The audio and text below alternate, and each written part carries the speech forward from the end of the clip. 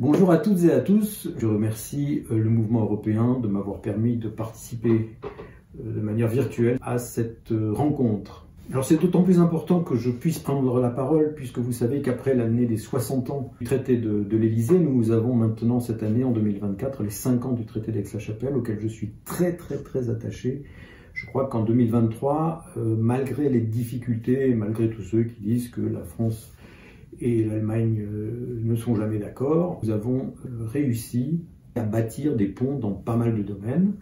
Et j'en suis personnellement très fier parce que ce sont des domaines où c'est la société civile qui est acteur.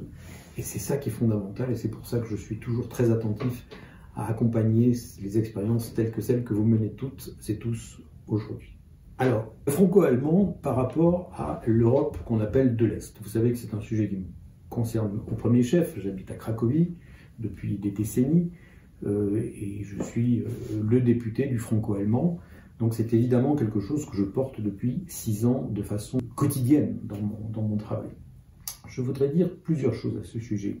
D'abord, je l'ai souvent dit, peut-être que certains vont dire que je me répète, mais c'est un lien avec ce qui se passe avec l'Europe de l'Est. Ce qui est attaqué en Ukraine aujourd'hui, c'est aussi l'exemple de la réconciliation franco-allemande.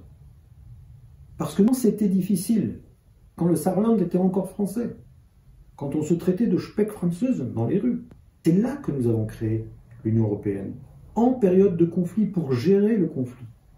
Et aujourd'hui, notre modèle franco-allemand, c'est de dire « je peux et je dois travailler, me projeter, même avec celui que mes parents appelaient l'ennemi héréditaire », alors que de l'autre côté, aujourd'hui, qu'est-ce qu'on a qui justifie cette agression? C'est de dire « vous parlez ma langue, donc c'est moi le chef. Vous parlez russe, donc je suis le chef. » Eh bien non. C'est ça qui est attaqué, c'est l'exemple de notre effort de se réconcilier malgré les différences, malgré parfois les divergences et malgré les conflits. Le deuxième point évidemment où je suis très concerné, et encore plus depuis quelques semaines, c'est la Pologne. Nous avons eu une réaction de la profonde société polonaise qui est extrêmement engagée dans l'Europe du quotidien et qui a enfin réussi à dominer, on va dire, les messages un peu simplistes d'une partie de la classe politique polonaise avec laquelle j'étais en désaccord ouvert. Et nous avons un Parlement polonais maintenant qui reprend sa place et la place intellectuelle aussi qui doit être la sienne. Et donc, je suis moi très attentif, je serai en Pologne la semaine prochaine. Je souhaite absolument que nous puissions reconstruire ce cadre de Weimar qui revient maintenant dans les négociations. Comme nous avons construit l'Assemblée parlementaire franco-allemande, je voudrais que nous imaginions un nouvel outil qui ne soit pas un outil des gouvernements. Parce que l'Assemblée parlementaire franco-allemande, ce n'est pas un outil exécutif. C'est pour ça qu'il est original et qu'il est intéressant. Je voudrais que nous construisions cet outil qui manque, cet outil, je dirais, du Weimar des non-exécutifs, du Weimar des parlementaires. Et donc, j'avais essayé de faire ce travail qui avait été interrompu non seulement par la réception pas très chaleureuse de mes collègues du Parlement polonais à cette époque, mais aussi par le Covid. Et donc j'ai bon espoir qu'à partir de cette expérience franco-allemande, nous arriverons à avoir une coopération Weimar avec la Pologne qui soit ancrée dans nos habitudes, sinon dans nos institutions. Et puis le dernier sujet qui me concerne évidemment, c'est les Balkans.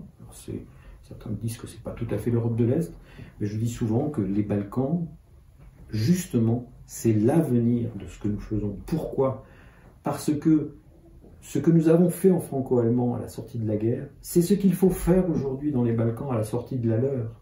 Je suis en train de monter aussi un projet parlementaire en franco-allemand pour aller parler aux parlementaires de ces pays en leur disant « Nous ne vous demandons pas d'effacer le passé, mais regardez ce que nous avons réussi à faire. Nous pouvons faire la même chose dans votre région. » Et c'est bien pour ça que cette région, c'est l'avenir de l'Union européenne. C'est l'avenir de l'Union européenne. Également, dans l'avenir des Balkans, cette relation franco-allemande est fondamentale et ça fait aussi partie de mon quotidien. Je voudrais conclure sur quelque chose qui est fondamental, à mon avis, dont on parle peu. C'est la place de l'histoire.